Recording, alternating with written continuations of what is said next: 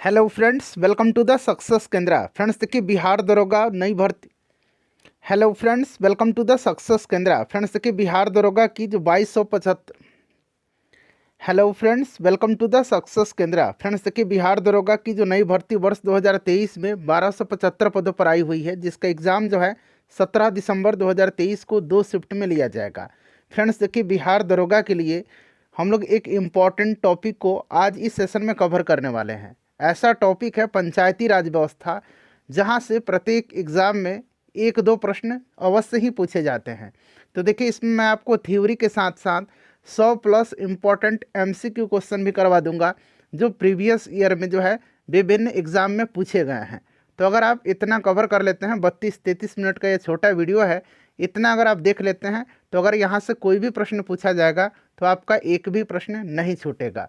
और देखिए फ्रेंड्स, 2008 से लेकर के अब तक बिहार दरोगा में जितने भी प्रश्न पूछे गए हैं, उनको मैंने सब्जेक्ट वाइज अलग अलग वीडियो में कवर कराया हुआ है।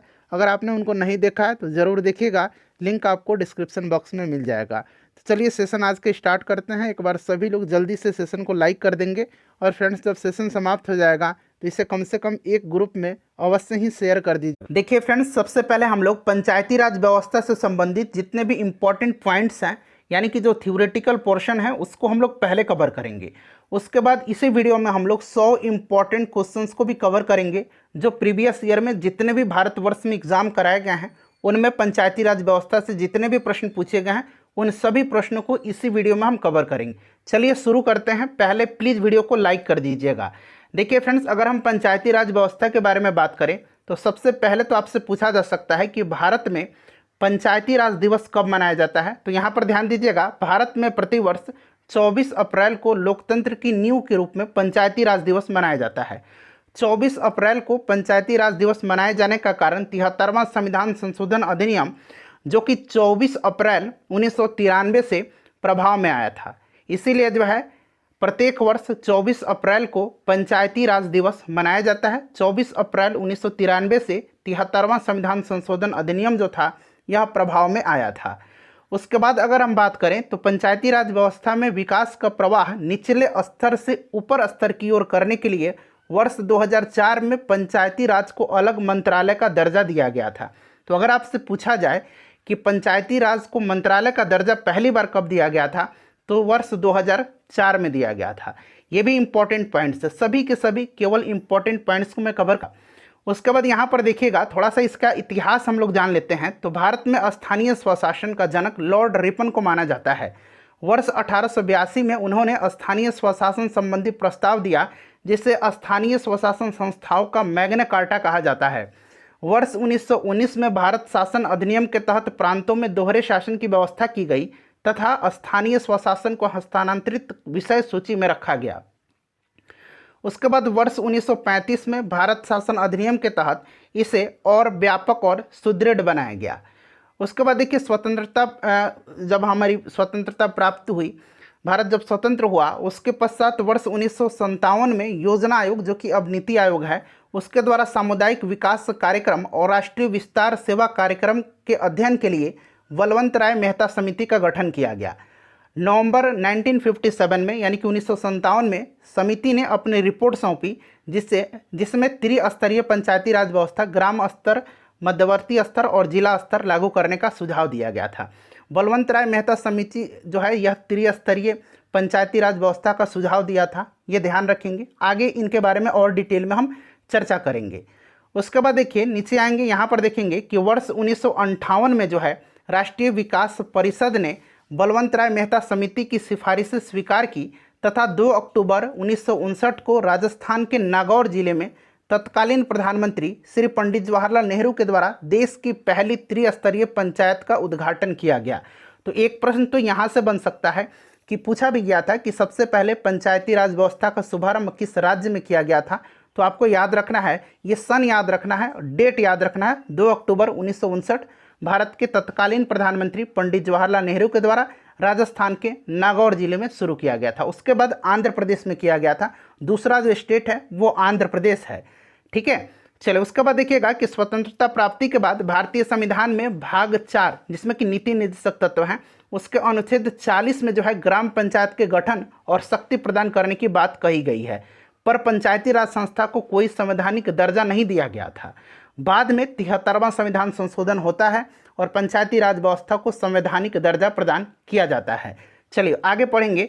और यहाँ पर देखिए पंचायती राज से संबंधित जो समितियाँ हैं इनसे भी प्रश्न बनता है, इसको ध्यानपूर्वक देखिएगा। सबसे पहले बलवंत राय मेहता समिति है, 1957 में गठन किया गया था और इसने त्रिस्तरीय पंचायती राज व्यवस्था का सुझाव दिया था, जैसे कि हम लोगों ने अभी ऊपर पढ़ा है।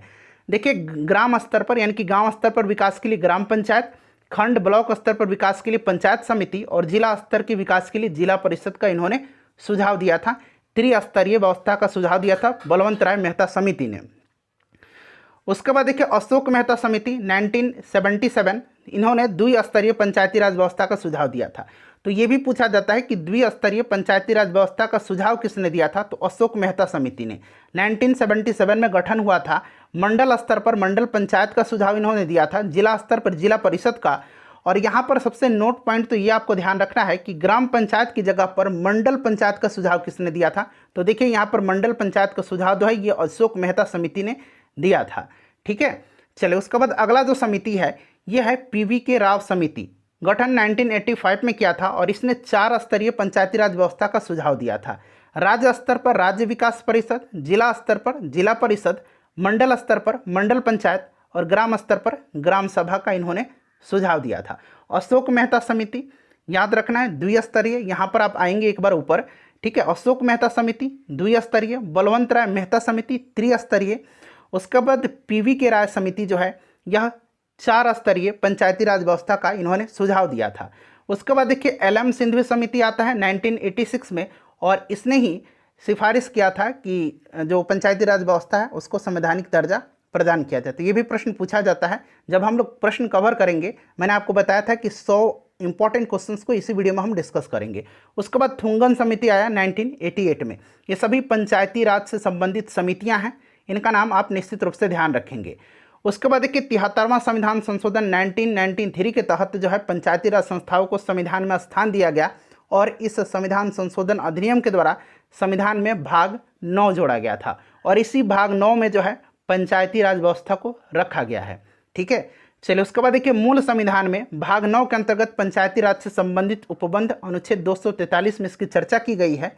भाग 9 में पंचायत नामक शीर्षक के तहत अनुच्छेद 243 क से लेकर के 9 तक। ठीक है, यहाँ अंग्रेजी में है, सेम चीज़ है 243 से 243 ओ तक। ठीक है, ध्यान रखेंगे, अंग्रेजी वाले याद रखेंगे ओ तक है और हिंदी वाले अण तक है। ठीक है, इसमें जो है पंचायती राज से संबंधित उपबंध है। जितने भी ये अनुच्छेद है ना, यहाँ से प्रश्न पूछा जा रहा है ग्रुप डी में, तो ये वाला पूरा अनुच्छेद मैं आपको कवर करवाऊंगा। चलिए उसके बाद देखिएगा कि ग्राम सभा गांव के स्तर पर उन शक्तियों का उपयोग कर सकती है। ये इंपॉर्टेंट जो बातें कही गई हैं 73वां संविधान संशोधन में, वो सभी ये पॉइंट्स हैं। ग्राम सभा गांव के स्तर पर उन शक्तियों का उपयोग कर सकती है और वे कार्य कर सकती है जैसा राज्य विधानमंडल निर्धारित करे। ठीक है फ्रेंड्स, चैनल पर अगर आप पहली बार विजिट कर रहे हैं तो चैनल को जरूर सब्सक्राइब कीजिएगा। देखिए 73वें संविधान संशोधन द्वारा संविधान में 11वीं अनुसूची जोड़ी गई और इसके तहत पंचायतों के अंतर्गत 29 विषयों की सूची व्यवस्था जो है की गई है। पंचायती राज को कितने जो है विषय प्रदान किए गए हैं, ये 29। ये मोस्ट इंपॉर्टेंट पॉइंट है, इसको आप निश्चित ध्यान रखेंगे। कोई भी ऐसा पॉइंट नहीं है जिसको आप इग्नोर कर सकते हैं, इसीलिए वीडियो को ध्यान से देखिएगा। PDF आपको टेलीग्राम पर मिल जाएगा, टेलीग्राम से जुड़िए। पंचायत की सभी सीटों को पंचायत के निर्वाचन क्षेत्रों से प्रत्यक्ष चुनाव द्वारा निर्वाचित व्यक्तियों से भरा जाएगा और इसके लिए प्रत्येक पंचायत क्षेत्र को प्रादेशिक निर्वाचक क्षेत्रों में इस प्रकार से विभाजित किया जाए कि प्रत्येक निर्वाचक क्षेत्र की आबादी और आवंटित क्षेत्रों की संख्या के बीच का अनुपात साध्य हो और सभी पंचायत क्षेत्र में समान हो। ठीक है, चलिए। और ग्राम पंचायत का जो ये चुनाव होता है इसकी जिम्मेदारी राज्य सरकार की होती है, ध्यान रखना है आपको। उसके बाद देखिए इस कानून के अंतर्गत 20 लाख से अधिक जो आबादी वाले जनसंख्या वाले प्रदेश हैं वहाँ पंचायती राज की त्रिस्तरीय प्रणाली लागू करेगा और जो 20 लाख से कम है वहाँ पर द्विस्तरीय लागू करेगा। उसके बाद देखिए इस कानून ने ग्राम सभा को संवैधानिक अधिकार प्रदान किया था, इसको भी आप ध्यान रखेंगे। संविधान का अनुच्छेद 243 घ जो है यह अनुसूचित ये सीटों के आरक्षण से संबंधित है, यही पूछा गया था। ठीक है, अनुसूचित जाति और जनजाति के लिए सीटों का आरक्षित किए जाने का सुविधा देता है और प्रत्येक पंचायत में सीटों का आरक्षण वहाँ के आबादी का अनुपात में होगा अनुसूचित जाति और जनजाति की महिलाओं के लिए आरक्षित सीटों की कुल आरक्षित सीटों के 1/3 से कम नहीं होगी। ये 73वां संविधान संशोधन कहता है, आपको ध्यान रखना है। उसके बाद देखिए पंचायत की कार्यकाल की बात करें तो 5 वर्ष का इसका निर्धारित किया गया है कार्यकाल।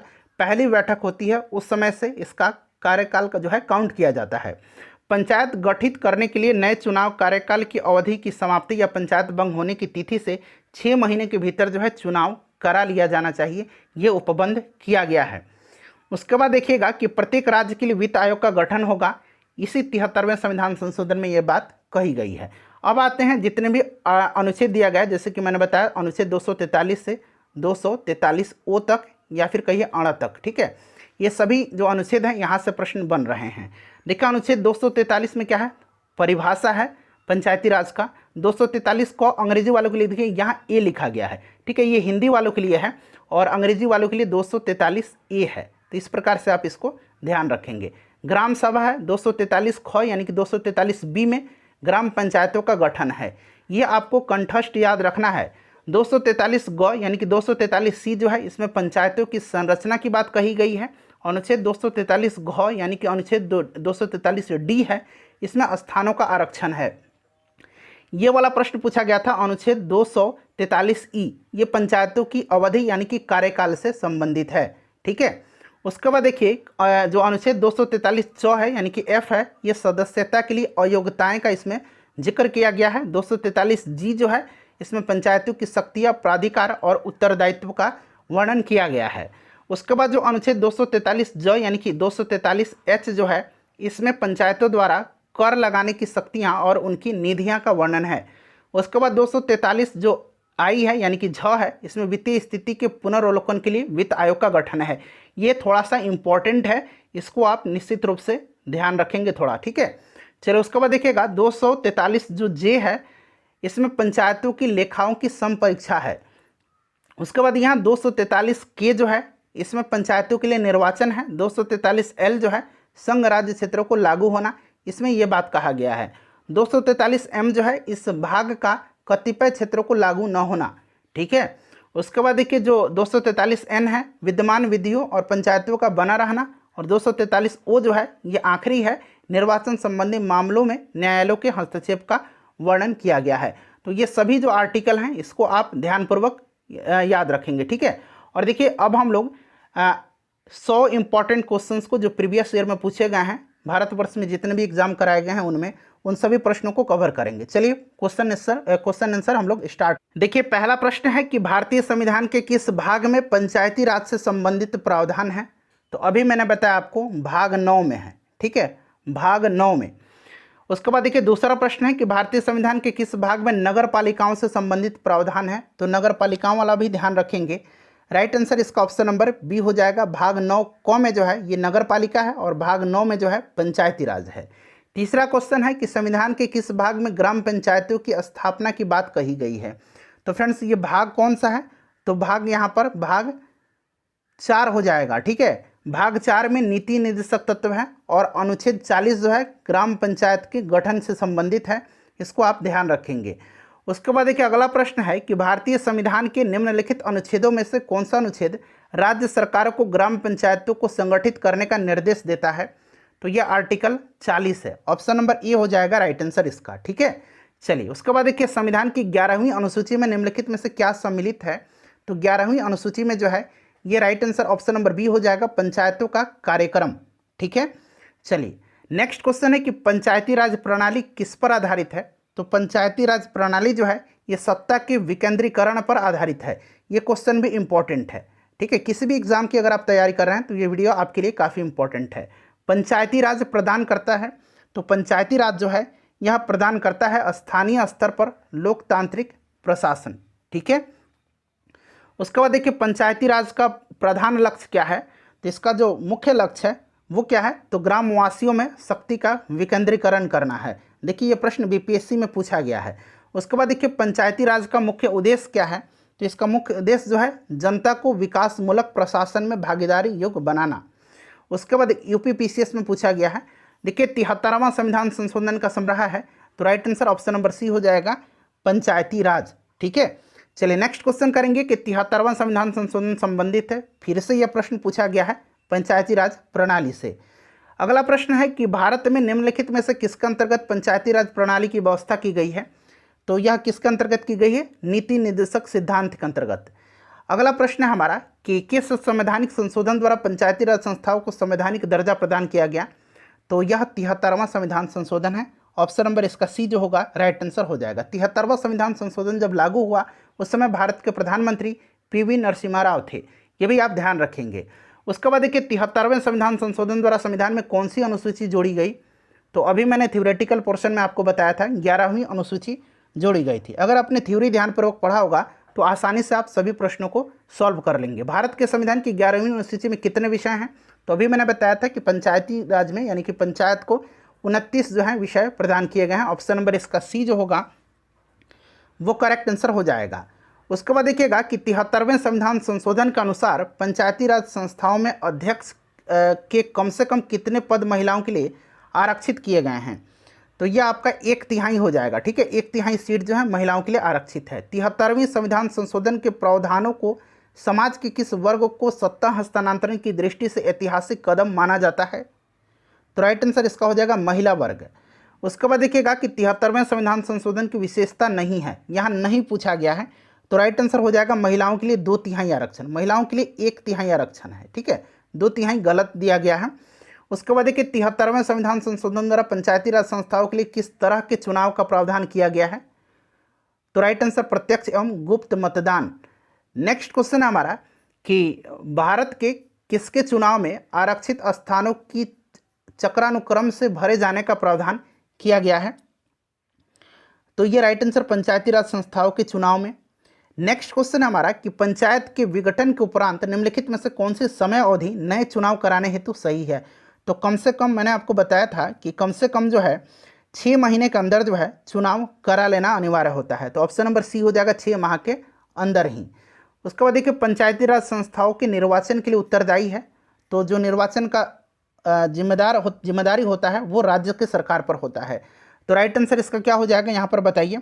इसका जो करेक्ट आंसर होगा राज्य के निर्वाचन आयोग पर होगा। ठीक है, राज्य सूची का विषय है यह। 73वें संविधान संशोधन के अनुसार पंचायती राज संस्था का कार्यकाल कितने वर्ष रखा गया है? तो ये कार्यकाल जो है ये 5 वर्ष का है। पंचायती राज के प्रबल समर्थक थे, तो इसके प्रबल समर्थक जो थे ये महात्मा गांधी भी जी थे, सिद्धराज डांडा जी थे और राजीव गांधी जी भी थे। Option number D right answer हो जाएगा। उसके बाद देखिएगा कि पंचायती राज संस्थाओं में महिलाओं तथा दुर्बल वर्गों के अधिक प्रतिनिधित्व के समर्थक थे, तो ये करेक्ट आंसर हो जाएगा Rajiv Gandhi. Option number D हो जाएगा। ठीक है, चलो उसके बाद नेक्स्ट क्वेश्चन कर लेंगे कि भारत में महिलाओं के लिए स्थान आरक्षित है। तो स्थान आरक्षित जो है यहाँ पर देखिए पंचायती राज संस्थाओं में। ऑप्शन नंबर ए जो होगा इसका राइट आंसर हो जाएगा। उसके बाद देखिए 73वां संविधान संशोधन अधिनियम किस तिथि से लागू हुआ था? तो मैंने आपको बताया था कि यह लागू हुआ था 24 अप्रैल 1993 से, और इसीलिए 24 अप्रैल को प्रत्येक वर्ष पंचायती राज दिवस मनाया जाता है। उसके बाद अगला प्रश्न है कि भारत में पंचायती राज अधिनियम कब लागू हुआ? सेम क्वेश्चन है, राइट आंसर इसका हो जाएगा ऑप्शन नंबर ए 24 अप्रैल 1993 को। अगला प्रश्न है कि पंचायत के चुनाव हेतु निर्णय किसके द्वारा लिया जाता है? तो यह निर्णय जो है यह लिया जाता है राज्य की सरकार द्वारा। और चुनाव का आयोजन कौन करता है? तो जो राज्य का चुनाव आयोग है वो करता है। उसके बाद देखिए भारत में पंचायती राज का प्रारंभ किया गया था। तो पंचायती राज का प्रारंभ जो किया गया था ये कब किया गया था? तो 1959 1 अक्टूबर के दिन राजस्थान के नागौर जिला प्रधानमंत्री पंडित जवाहरलाल नेहरू के द्वारा जो है शुरू किया गया था। पंचायती राज प्रथम परिवर्तित किया गया तो ये राजस्थान में किया गया। उसके बाद देखिए भारत में सबसे पहले राजस्थान में पंचायती राज की स्थापना किस वर्ष हुई थी? तो फ्रेंड्स ये 1959 में की गई थी। राइट आंसर इसका क्या हो जाएगा? ऑप्शन नंबर यहाँ पर देखिए सी हो जाएगा। उसके बाद देखिए स्थानीय ग्रामीण शासन के रूप में पंचायती राज प्रणाली सर्वप्रथम यहाँ पर देखिए क्रम के अनुसार अपनाई गई थी। तो सबसे पहले राजस्थान में अपनाई गई थी, उसके बाद मैंने बताया था आंध्र प्रदेश में जो है अपनाई गई थी। तो राइट आंसर यहाँ पर ऑप्शन नंबर डी हो जाएगा। उसके बाद देखिएगा कि भारत में पंचायती राज व्यवस्था सर्वप्रथम राजस्थान और आंध्र प्रदेश में आरंभ की गई थी। तो आंध्र प्रदेश इसका राइट आंसर हो जाएगा। नेक्स्ट क्वेश्चन है कि 2 अक्टूबर 1959 को भारत में पंचायती राज का शुभारंभ निम्नलिखित में से कहाँ पर किया गया? तो राजस्थान के नागौर में। ऑप्शन नंबर ए हो जाएगा राइट आंसर इसका। अगला प्रश्न है हमारा कि पंचायती राज की दृष्टि से महत्वपूर्ण प्रतिवेदन है। तो इसका करेक्ट आंसर हो जाएगा बलवंत राय मेहता समिति प्रतिवेदन। ठीक है, लोकतांत्रिक विकेंद्रीकरण का सुझाव किसने दिया था? तो ये दिया था बलवंत राय मेहता समिति ने। Option number D right answer इसका हो जाएगा। चलिए आगे बढ़ेंगे, नेक्स्ट क्वेश्चन करेंगे 38 नंबर की पंचायती राज संस्थाओं को संवैधानिक मान्यता प्राप्त करने की अनुशंसा करने वाली समिति कौन सी थी? तो मैंने आपको थोड़ी देर पहले बताया भी था कि यह जो समिति थी यह कौन सी समिति थी। राइट आंसर इसका क्या हो जाएगा बताइए।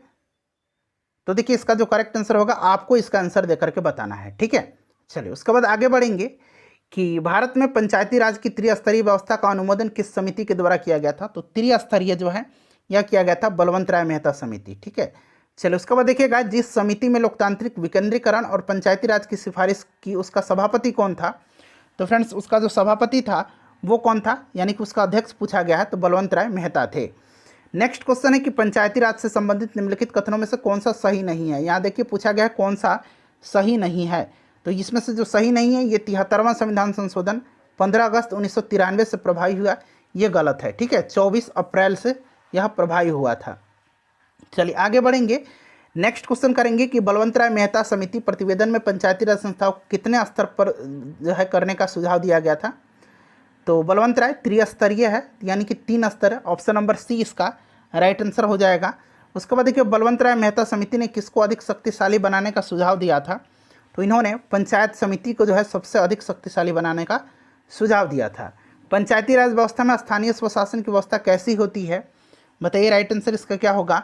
तो ग्राम, ब्लॉक और जिला स्तर 3 स्तरीय संरचना। ऑप्शन नंबर बी होगा राइट आंसर इसका। उसके बाद देखिए बलवंत राय समिति प्रतिवेदन के अनुसार महत्वपूर्ण संस्था कौन सा है? तो यह पंचायत समिति है। अभी मैंने आपको बताया निम्नलिखित में से कौन पंचायती राज संस्था नहीं है, नहीं पूछा गया है। तो इसका correct answer option number D हो जाएगा, नगर परिषद नहीं है। ठीक है, चलिए उसके बाद नेक्स्ट क्वेश्चन करेंगे कि पंचायती राज संस्थाओं के संगठन के 2 स्तर होने का सुझाव दिया था। द्विस्तरीय जो है यह किसने दिया था? तो यह दिया था अशोक मेहता समिति ने। ठीक है, चलिए उसके बाद देखिएगा कि पंचायती राज के चुनाव में राजनीतिक दलों को खुले तौर से चुनाव चिन्हों के आधार पर भाग लेने का सुझाव किस समिति ने दिया था? तो यह जो समिति है यह अशोक मेहता समिति है। उसके बाद देखिए 1977 में केंद्र सरकार ने पंचायती राज संस्था की कार्यप्रणाली और ढांचे में सुधार लाने के उद्देश्य से किस समिति को नियुक्त किया था? तो यह समिति अशोक मेहता समिति 1977 यहाँ मेंशन भी किया गया है। चलिए उसके बाद देखिएगा कि देश में पंचायती राज व्यवस्था का आरंभ किस समिति की रिपोर्ट के आधार पर की गई थी? तो देश में पूछा गया है, तो इसीलिए राइट आंसर इसका बलवंत राय मेहता समिति हो जाएगा। उसके बाद देखिए बलवंत राय मेहता समिति के अनुशंसाओं के आधार पर किस वर्ष पंचायती राज व्यवस्था लागू किया गया था? तो 1959 में किया गया था। चलिए आगे बढ़ेंगे कि अशोक मेहता समिति ने पंचायती राज व्यवस्था के अंतर्गत कितना स्तरीय ढांचे की स्थापना की सलाह दी थी? तो इन्होंने दिया था 2 स्तरीय। चलिए उसके बाद देखिएगा कि अशोक मेहता समिति ने किन स्तरों की बात की थी बताइए। राइट आंसर इसका क्या होगा? तो देखिए इसका आंसर हो जाएगा मंडल पंचायत और जिला परिषद। मैंने आपको बताया भी था, तो याद रखना मंडल पंचायत। ठीक है, अशोक मेहता समिति। अशोक मेहता समिति किससे संबंधित है? तो ये पंचायती राज से। उसके बाद देखिए पंचायती राज से संबंधित समितियों को कालक्रम के अनुसार व्यवस्थित करना है और नीचे दिए गए कूट से सही आंसर चुनना है। तो सबसे पहले तो इसमें से हो जाएगा आपका कौन सी समिति बताइए। राइट आंसर इसका क्या होगा? तो यहाँ पर ध्यान देंगे फ्रेंड्स, देखिए राइट आंसर जो होगा सबसे पहले यहाँ पर सी हो जाएगा। अब यहाँ पर मिला लीजिएगा, सबसे पहले तो तीसरा हो जाएगा। इससे पहले भी बलवंत राय मेहता समिति थी। ठीक है, इसको ध्यान रखना है। उसके बाद अशोक मेहता समिति, 1 मिनट, 3 हो जाएगा। यहाँ पर 3 दिया गया है ना, 3 हो जाएगा बलवंत राय मेहता समिति। उसके बाद हो जाएगा आपका अशोक मेहता समिति। उसके बाद जीवीके राव समिति और LM सिंघवी समिति। तो option number C right answer हो जाएगा इसका। ठीक है, देखिए बलवंत राय मेहता समिति मैंने आपको बताया था कब, तो ये आपका हो जाएगा 1957 में। ठीक है, उसके बाद अशोक मेहता समिति 1977 में, LM सिंघवी उसके बाद जीवीके राव समिति जो है 1985 में, और उसके बाद जो देखिए LM सिंघवी समिति 1986 में। चलो उसके बाद देखिएगा कि 1977 में पंचायती राज व्यवस्था की समीक्षा करने के लिए गठित समिति की अध्यक्षता किसने की थी? तो 1977 पूछा गया है, तो अशोक मेहता हो जाएगा। ऑप्शन नंबर बी इसका राइट आंसर हो जाएगा। ठीक है, चलिए नेक्स्ट क्वेश्चन कर लेंगे कि पंचायती राज संस्थाओं के निम्नतर स्तर पर कौन है? तो जो निम्न स्तर पर है ना, ये पूछा गया है कि कौन सा है। तो ये कौन सा है फ्रेंड्स? यह है ग्राम सभा और पंचायत। पंचायती राज संस्थाओं को उच्चतम स्तर पर कौन है? तो उच्चतम स्तर पर जिला परिषद होता है। पंचायती राज की आधारशिला है तो ये जो आधारशिला है ये आपका ग्राम सभा हो जाएगा। पंचायत समिति का मुख्य निष्पादक कौन होता है? तो ये निष्पादक जो होता है ये कौन होता है? तो ये होता है फ्रेंड्स खंड विकास पदाधिकारी। उसके बाद देखिए जिला परिषद का मुख्य कार्य क्या है? जिला परिषद का मुख्य कार्य क्या है? तो इसका मुख्य कार्य समन्वय एवं पर्यवेक्षण करना है। पंचायती राज की मुख्य उपलब्धि है, पंचायती राज की मुख्य उपलब्धि जो है ये राजनीतिक चेतना का विकास करना है। उसके बाद देखिएगा कि पंचायती राज की प्रधान समस्या क्या है? तो इसकी जो प्रधान समस्या है वो आपका दलगत राजनीति हो जाएगा। राजनीति स्थानीय सांसद और विधायक किसके पदेन सदस्य होते हैं? तो ये सदस्य जो होते हैं ये जिला परिषद के होते हैं। ठीक है, चलिए आगे बढ़ेंगे, नेक्स्ट क्वेश्चन कर लेंगे कि ग्राम पंचायत का निर्वाचन कराना निर्भर करता है। तो यह निर्भर करता है किस पर? तो यह राज्य सरकार पर। देखिए ये आरआरबी में पूछा गया प्रश्न है। ठीक है, उसके बाद देखिए खंड स्तर पर ब्लॉक लेवल पर पंचायत समिति क्या है? बताइए राइट आंसर इसका क्या होगा? तो फ्रेंड्स यह जो है एक प्रशासनिक प्राधिकरण है। सामान्यतः पंचायत समिति में कितने प्रकार के सदस्य होते हैं बताइए?